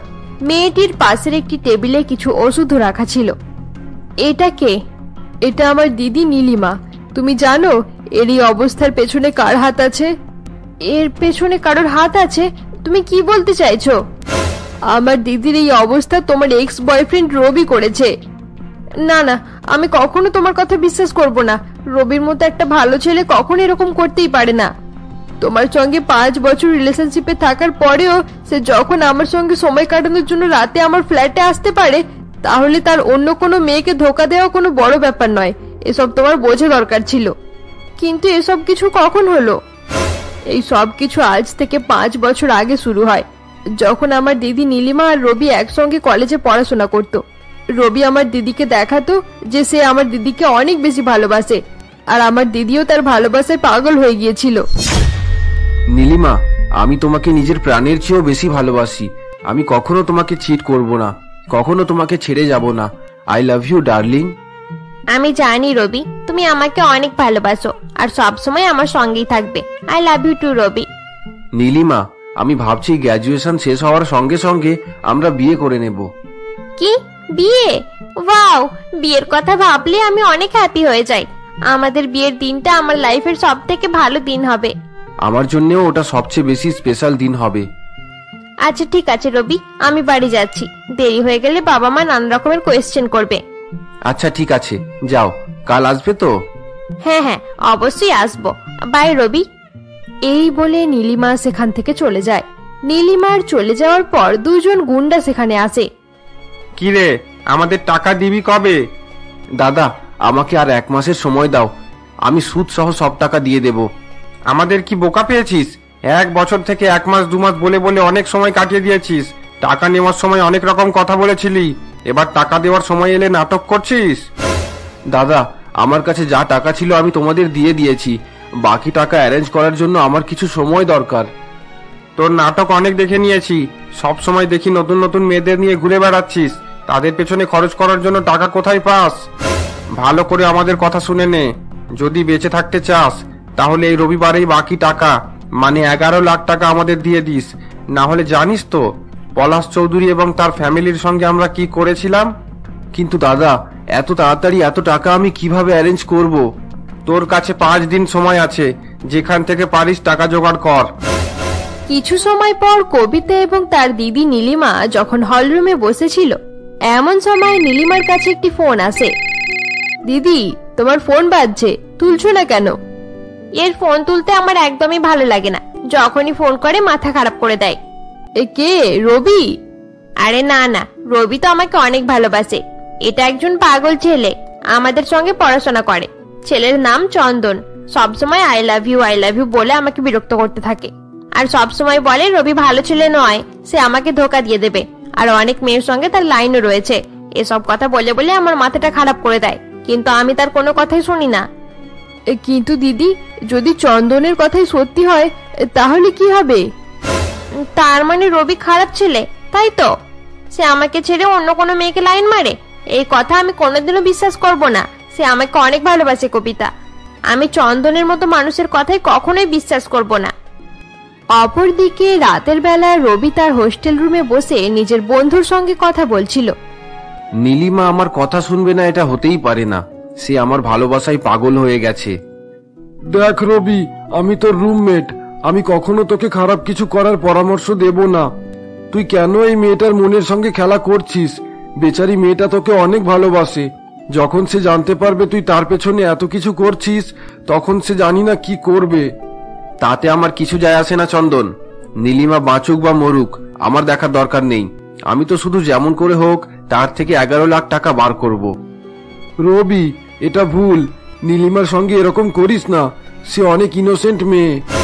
মনে হয় তোর হিংসা হচ্ছে। তুই তো এটাই চাস যে আমি নীলিমার সঙ্গে ব্রেকআপ করে নিই, আর শেষমেশ সে তোকে ভালোবাসতে শুরু করে দিক, তাই তো? আমি নীলিমাকে ভালোবাসি সেটা আলাদা ব্যাপার, কিন্তু তুই এভাবে মেয়েদের মনের সঙ্গে খেলা করিস কেন? এটা একদম ঠিক নয়। কয়েকদিন থেকে আমি শুনছি তুই জুলি নামের কোনো মেয়ের সঙ্গে লাইন শুরু করেছিস। প্লিজ এরকম করিস না। আরে ভাই, লাইফে এটাই তো আসল মজা। জুলি এখন ফ্রেশ আছে, তার সঙ্গে অনেক কিছু করতে বাকি রইল। নীলিমার কথা, তার সঙ্গে থাকতে থাকতে 2 বছর হয়ে গেছে। এখন আর তার সঙ্গে থাকতে ভালো লাগে না। এবার শুধু তার থেকে 11 লাখ টাকা নেব। তার বাবার কাছে অনেক টাকা আছে, তার জন্য কোনো ব্যাপার নয়। পরের দিন রবি একটি পার্কে নীলিমার সঙ্গে দেখা করে। রবি, কি হয়েছে বেবি, আমাকে বলবে না? নীলিমা, আমি তাড়াতাড়ি তোমাকে বিয়ে করে আমাদের সংসার করতে চাই, কিন্তু মনে হচ্ছে আমাদের কপালে সেই খুশিটা নেই। তুমি এরকম করে বলছো কেন রবি? এমন কি হয়ে গেছে? কি আর বলবো নীলিমা, আমি একটা বিজনেস শুরু করার কথা ভাবছিলাম, খুব ভালো বিজনেস, কিন্তু সেটা শুরু করার জন্য 11 থেকে 12 লাখ টাকার প্রয়োজন। এত টাকা আমি কিভাবে জোগাড় করব? টাকা থাকলে আমি খুব ভালোভাবে বিজনেসটা করতে পারতাম। এবার জানি না কবে লাইফে সফল হব এবং তোমাকে বিয়ে করব। রবি, তুমি টাকার চিন্তা করো না, টাকার ব্যবস্থা হয়ে যাবে। কিভাবে হবে নীলিমা? বললেই সবকিছু হয়ে যায় না। তুমি কি আমাকে টাকা দিতে পারবে? আমার কাছে থাকলে আমি তোমাকে আগেই দিয়ে দিতাম। আচ্ছা নীলিমা, তোমার বাবার কাছে তো অনেক টাকা আছে, তুমি নিজের বাবার থেকে লুকিয়ে আমাকে 12 লাখ টাকা দিতে পারবে? বিজনেস শুরু হয়ে গেলে আমি তোমাকে ফিরিয়ে দেব, তারপর তুমি আবার রেখে দিও। আমি নিজের বাবার সঙ্গে এত বড় চিটিং করতে পারবো না রবি। মা বাবা এ ব্যাপারে জানতে পেরে গেলে পরের দিনই অন্য কোনো ছেলের সঙ্গে আমার বিয়ে দিয়ে দেবে। তাহলে এক কাজ করো, তুমি টাকা নিয়ে এসো আর আমার সঙ্গে পালিয়ে চলো। আমি সারা জীবন তোমাকে হ্যাপি রাখবো। কি বললে? বাড়ি থেকে পালিয়ে যাব? কিন্তু রবি। কিন্তু মানে? আমাকে বিয়ে করার জন্য তোমাকে এত ভাবতে হচ্ছে কেন নীলিমা? ঠিক আছে, থাক, আমাকে বিয়ে করতে হবে না, আমি নিজের ব্যবস্থা নিজে করে নেব। আমি চলে যাচ্ছি। রবি এই বলে রাগ করে সেখান থেকে চলে যায়। রবি আমাকে এসব কি করতে বলছে? বাড়ি থেকে 12 লাখ টাকা চুরি করে রবির সঙ্গে পালিয়ে যাব? নীলিমা দাঁড়িয়ে দাঁড়িয়ে এসব কথা ভাবছিল। অপরদিকে একটি গাছের আড়াল থেকে চন্দন সবকিছুই শুনে ফেলে। এরপর চন্দন হোস্টেল রুমে ফিরে আসে এবং নীলিমার কথা ভাবতে থাকে। এবার আমি কি করব? নীলিমাকে কিভাবে বোঝাবো যে রবি তার সঙ্গে চিটিং করছে? সে তার থেকে টাকা নিয়ে তাকে ধোকা দিয়ে দেবে। উফ, আমাকে ছাড়া কেউ তো থাকবে যে তাকে বোঝাতে পারবে। অপরদিকে নীলিমাদের বাড়িতে। এবার আমি কি করব? রবিকে ছাড়া আমি থাকতেও পারবো না। অপরদিকে বাবা মা আর কবিতার সঙ্গে চিটিংও করতে পারবো না। আমি কি করব কিছুই বুঝে উঠতে পারছি না। কি ব্যাপার দিদি, তুমি এত টেনশনে আছো কেন? কি ভাবছো? না না, কিছু নয়, আমি একটু এক্সামের ব্যাপারেই ভাবছিলাম। না, আমার মনে হয় এটা এক্সামের চিন্তা নয়। শোনো দিদি, ডাক্তার তোমাকে পরিষ্কার বলে দিয়েছে কোনো ব্যাপার নিয়ে বেশি টেনশন করা যাবে না। তুমি তো ভালো করেই জানো তোমার হার্ট অনেক দুর্বল। হ্যাঁ রে কবিতা, আমি সব জানি। এবার তুই এখান থেকে যা, আমাকে বিরক্ত করিস না। কবিতা এবং নীলিমা কথাই বলছিল, এরই মধ্যে কবিতার মোবাইলে একটি ফোন আসে। এ কি, কে আবার ফোন করলো? হ্যালো হ্যালো কবিতা, আমি চন্দন বলছি, নীলিমার বন্ধু। প্লিজ কবিতা, যদি নীলিমা পাশাপাশি থাকে তাহলে তুমি তার থেকে একটু দূরে চলে যাও। আমি একটা ইম্পর্টেন্ট কথা বলতে চাই। আচ্ছা ঠিক আছে, ওয়েট করো। কবিতা এই বলে ফোন নিয়ে কিছুটা দূরে চলে যায়। হ্যাঁ চন্দন, বলো, কি বলতে চাও? কবিতা, রবি নীলিমাকে ভালোবাসে না, সে তাকে ধোকা দিচ্ছে। রবি বাজি খেলায় অনেক টাকা হেরে গেছে। এখন সেই টাকা শোধ করার জন্য সে শুধুমাত্র তোমাদের থেকে টাকা নেওয়ার জন্য অপেক্ষা করছে। আজ সে নীলিমাকে বাড়ি থেকে টাকা চুরি করে তার সঙ্গে পালিয়ে যাওয়ার কথা বলছিল। কিন্তু চন্দন, রবির কথায় দিদি এইসব কেন করবে? কারণ তোমার দিদি রবির ভালোবাসায় পাগল হয়ে গেছে। রবি নীলিমা ছাড়াও অনেক মেয়ের সঙ্গে লাইন রেখেছে। ও কাউকে ভালোবাসে না, শুধু মেয়েদের ব্যবহার করে। আমি নীলিমাকে বোঝানোর অনেক চেষ্টা করেছি, কিন্তু সে আমার কথা শোনেনি। তাই আমি তোমাকে সব কথা বলে দিলাম। ঠিক আছে চন্দন, যদি তুমি এই ব্যাপারে আরো কিছু জানতে পারো তাহলে প্লিজ আমাকে ইনফর্ম করে দিও। আচ্ছা ঠিক আছে, বাই। আচ্ছা, তাহলে এজন্যই দিদি এত টেনশন নিচ্ছে। একদিকে কবিতা এসব ভাবতে থাকে, অপরদিকে রবি চন্দনের কাছে যায়। কিরে চন্দন, কার সঙ্গে ফোনে কথা বলছিলি? আরে রবি, তুই? আরে বল না, কার সঙ্গে কথা বলছিলি? আরে না না, এমনি একটা বন্ধুর সঙ্গে কথা বলছিলাম। কেন, কি হয়েছে? আরে আমার কি হবে, কিন্তু আমাকে দেখে তুই এভাবে অবাক হয়ে যাচ্ছিস, এটা দেখে কিছু ঠিক মনে হচ্ছে না। ঠিক আছে চল, বাইরে কোথাও যাই। অপরদিকে নীলিমাদের বাড়িতে। দিদি, তুমি জানো তো বাবা মা তোমাকে কত ভালোবাসে, তারা তোমার উপর অনেক ভরসাও করে। হ্যাঁ জানি কবিতা, কিন্তু তুই আমাকে এখন এসব বলছিস কেন? দিদি, আমি ভালো করেই জানি তুমি কোনো কথা নিয়ে টেনশনে আছো, কিন্তু আমার কথা মনে রাখবে, তোমার একটা ভুল সিদ্ধান্ত আমাদের পরিবারকে শেষ করে দিতে পারে। আরে কবিতা, তুই কি বলতে চাইছিস? পরিষ্কার করে বল না। আমি শুনেছি রবি তোমাকে বাড়ি থেকে টাকা নিয়ে তার সঙ্গে পালিয়ে যাওয়ার কথা বলেছে, এটা কি সত্যি?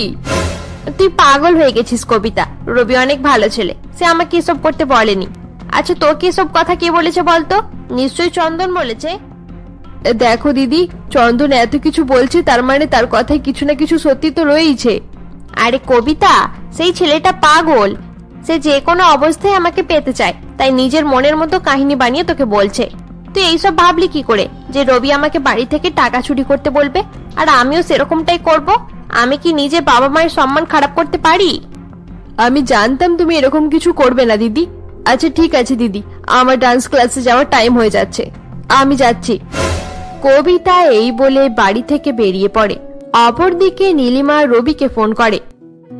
রবি, তুমি একদম ঠিক বলছিলে, আমাদের সমস্ত প্ল্যান চন্দন লুকিয়ে লুকিয়ে শোনে। সে কবিতাকে ফোন করে সব কথা বলে দিয়েছে। ভাগ্যিস তুমি আমাকে ঠিক সময় ফোন করে বলে দিয়েছিলে, না হলে কবিতার সামনে আমি নার্ভাস হয়ে গেলে সে বাবা মাকে সবকিছু বলে দিত। নীলিমা, এবার থেকে তুমি সাবধান থাকবে, কেউ যেন আমাদের প্ল্যানের ব্যাপারে কিছু জানতে না পারে। চন্দনের দিকটা আমি সামলে নেব। নীলিমা ভালো করে জানতো সে যদি টাকা চুরি করে রবির সঙ্গে পালিয়ে যায় তাহলে তার বাবা মা অনেক বেশি কষ্ট পাবে, কিন্তু রবির ভালোবাসায় সে অন্ধ হয়ে গিয়েছিল। এসব জানার সত্ত্বেও সে নিজেকে আটকাতে পারে না। আগে কিছু জামা কাপড় প্যাক করে নি, তারপর লকার থেকে টাকা বার করে নেব। এরপর নীলিমা জামা কাপড় গুছিয়ে নেওয়ার পর বাড়ির লকার খুলে 12 লাখ টাকা এবং তার বিয়ের জন্য রাখা সমস্ত গহনা বার করে নেয়। কিছু সময় পর রাতের খাওয়া দাওয়া হয়ে গেলে নীলিমা এবং কবিতা একটা ঘরে ঘুমানোর জন্য চলে যায়। দিদি, আজ ডান্স ক্লাসে অনেক প্র্যাকটিস করতে হয়েছে, আমি অনেক টায়ার্ড হয়ে গিয়েছি। তাহলে ঘুমিয়ে পড়, জেগে আছিস কেন? কিন্তু বাবা বলে রেখেছে যতক্ষণ না তুমি ঘুমাও ততক্ষণ যেন আমি জেগে থাকি, কারণ তোমার শরীর খারাপ হয়ে গেলে তখন কি হবে? এমনিতেই তোমার হার্ট দুর্বল। আরে কবিতা, বাবা শুধু শুধুই আমাকে নিয়ে এত বেশি চিন্তা করে। আমি নিজের ঘরে আছি, এখানে আমার আবার কি হবে? আমি কিছুক্ষণ পর ঘুমিয়ে পড়বো, তুই ঘুমিয়ে পড়। কিছু সময় পর কবিতা ঘুমিয়ে পড়লে নীলিমা রবির সঙ্গে ফোনে কথা বলে এবং চুপি চুপি জামা কাপড় ও টাকার ব্যাগ নিয়ে বাড়ি থেকে বেরিয়ে পড়ে। রবি আগে থাকতে গাড়ি নিয়ে নীলিমার অপেক্ষা করছিল। এরপর দুজনে গাড়ির ভেতরে বসে পড়ে এবং রবি গাড়ি চালিয়ে সেখান থেকে চলে যায়। যেতে যেতে নীলিমা বলে, রবি, তুমি তো বলেছিলে আমরা অন্য কোনো শহরে চলে যাব, তাহলে হাইওয়ে রাস্তা ছেড়ে দিয়ে তুমি এই জঙ্গলের রাস্তা দিয়ে যাচ্ছ কেন? নীলিমা, হাই রোডে সমস্ত জায়গায় ক্যামেরা লাগানো আছে, সেখান থেকে গেলে তোমার বাবা মা আমাদের খুঁজে নেবে, তাই আমরা জঙ্গলের রাস্তা থেকে যাচ্ছি। কিন্তু রবি, এখানে অনেক অন্ধকার, তুমি তো জানো আমার হার্ট অনেক দুর্বল, এখন থাকতেই আমার ভয় লাগছে। আমি তোমার সঙ্গে আছি নীলিমা, তোমার কিছু হবে না, তুমি ভয় পেও না, ঘুমিয়ে পড়ো। অপরদিকে হোস্টেল রুমে মাঝরাতে চন্দনের ঘুম ভেঙে যায়। আরে রবি কোথায় চলে গেল? তার গাড়ির চাবিটাও এখানে নেই, সে নীলিমাকে নিয়ে চলে যায়নি তো? চন্দন এইসব কথা ভাবছিল, এমন সময় তার কাছে ফোন আসে।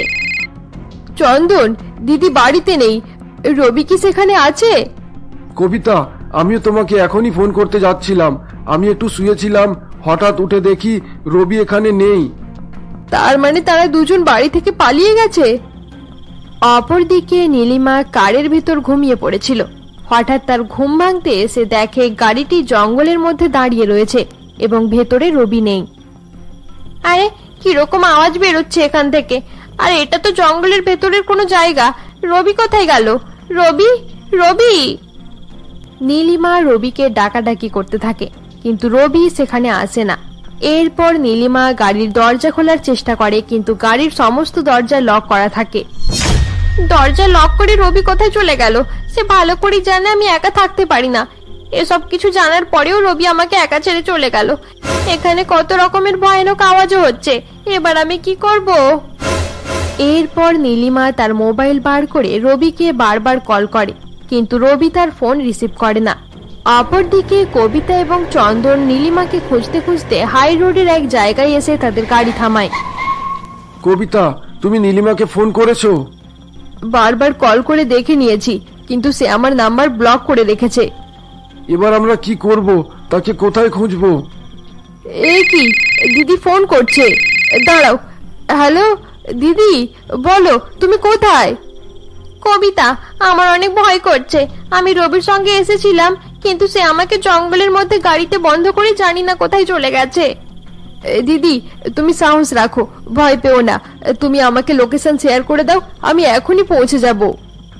এরপর নীলিমা কবিতাকে তার লোকেশন পাঠিয়ে দেয়। কবিতার সঙ্গে কথা হওয়ার পরেও নীলিমার অনেক ভয় করতে থাকে। এখানে আমার একদম ভালো লাগছে না, আমার নিঃশ্বাস নিতেও কষ্ট হচ্ছে। রবি, রবি তুমি আমার সঙ্গে এত বড় ধোঁকা কেন করলে? নীলিমা এসব ভাবতে ভাবতে অনেক বেশি ভয় পেয়ে যায় এবং অজ্ঞান হয়ে যায়। অপরদিকে চন্দন জোরে গাড়ি চালিয়ে নীলিমার পাঠানো লোকেশনে যেতে থাকে। কবিতা, তুমি নীলিমাকে ফোন করতে থাকো। অনেকবার কল করে দেখে নিয়েছি, কিন্তু ফোন নট রিচেবল আসছে। এবার আমি কি করব? অপরদিকে জঙ্গলে নীলিমা যখন গাড়ির ভেতরে অজ্ঞান হয়ে পড়েছিল, তখন বাইরে রবি আসে। মনে হচ্ছে আমার কাজ হয়ে গেছে। এই বলে রবি নীলিমাকে গাড়ির বাইরে ফেলে দিয়ে সেখান থেকে চলে যায়। এই হার্ট পেশেন্টওয়ালা মেয়েদের মারা কত সহজ। নীলিমাকেও শেষ করে দিলাম, আর সাথে 12 লাখ টাকা আর গহনাও পেয়ে গেলাম। আমার তো লাভ হয়ে গেল। কিছু সময় পর নীলিমাকে খুঁজতে খুঁজতে কবিতা এবং চন্দন জঙ্গলে পৌঁছায়। লোকেশন এখানকার দেখাচ্ছে, কিন্তু এখানে রবির গাড়ি কোথাও দেখতে পাচ্ছি না। আরে আরে ওই তো দিদি ওখানে পড়ে রয়েছে। দিদি, দিদি ওঠো দিদি। দেখো না চন্দন, আমার দিদির কি হয়ে গেছে। আমার মনে হয় তাড়াতাড়ি নীলিমাকে হাসপাতালে নিয়ে যেতে হবে। তাড়াতাড়ি চলো। এই সব কিছু হয়েছিল আমার দিদির সঙ্গে। এবার তুমি বলো জুলি, রবি কেমন ছেলে? ছি, রবি এত খারাপ ছেলে। কিন্তু কবিতা, তুমি পুলিশের কাছে যাওনি কেন? আমি পুলিশের কাছে গিয়েছিলাম, কিন্তু কোনো লাভ হয়নি। পুলিশ বলল আমার দিদি নিজের ইচ্ছেই রবির সঙ্গে গিয়েছিল, তাই আমরা কেস করতে পারবো না। তাছাড়া পুলিশকে সাক্ষী দেওয়ার মতো অবস্থা দিদির ছিল না। সে কোমায় ছিল, এখনো সে কোমাতেই রয়েছে। পুলিশ বলেছে দিদির জ্ঞান ফিরলে তারপর সে কিছু একটা করতে পারবে। রবি যা করেছে তার জন্য তার শাস্তি পাওয়া দরকার। কবিতা, আমি তোমার সঙ্গে আছি। আমার কাছে একটা ভালো প্ল্যান আছে জুলি, শোনো।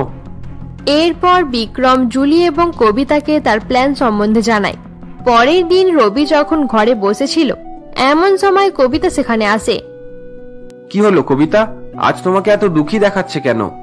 রবি, আমাদের রিলেশনশিপের কয়েক মাস হয়ে গেছে, কিন্তু এখনো আমরা কোথাও ঘুরতে যাইনি। আচ্ছা, তাহলে এই ব্যাপার। তাহলে ঠিক আছে, বলো কোথায় যাবে। আজ আমি তোমাকে ঘুরতে নিয়ে যাব। আমি খুব ভালো একটা ঘরের ঠিকানা জানি, জঙ্গলের একেবারে মাঝখানে। আজ আমরা দুজন সেখানে চিরদিনের জন্য এক হয়ে যাব। তুমি সত্যি বলছো কবিতা? হ্যাঁ রবি, আমি ঠিক করে নিয়েছি যে আমাদের মধ্যে যে দূরত্ব রয়েছে সেটা আজ আমরা শেষ করে ফেলবো। এরপর সেই দিন রাতের বেলা রবি এবং কবিতা গাড়ি করে বেরিয়ে পড়ে। কবিতা রাস্তা বলতে থাকে এবং রবি গাড়ি চালিয়ে যেতে থাকে। কবিতা, আমাদের এই জঙ্গলের রাস্তা থেকে যেতে হবে? হ্যাঁ ডার্লিং, কারণ ওই বাংলোটা এই জঙ্গলের মাঝখানেই রয়েছে। এই জঙ্গলের মধ্যে আবার বাংলো কোথা থেকে এলো? আমি তো কোনোদিন শুনিনি। এই কয়েক মাস আগে মাত্র সেটা তৈরি হয়েছে। তুমি চলো, আমি রাস্তা বলছি। বেশ কিছু সময় গাড়ি চালানোর পর রবি গাড়ি থামিয়ে নেয়।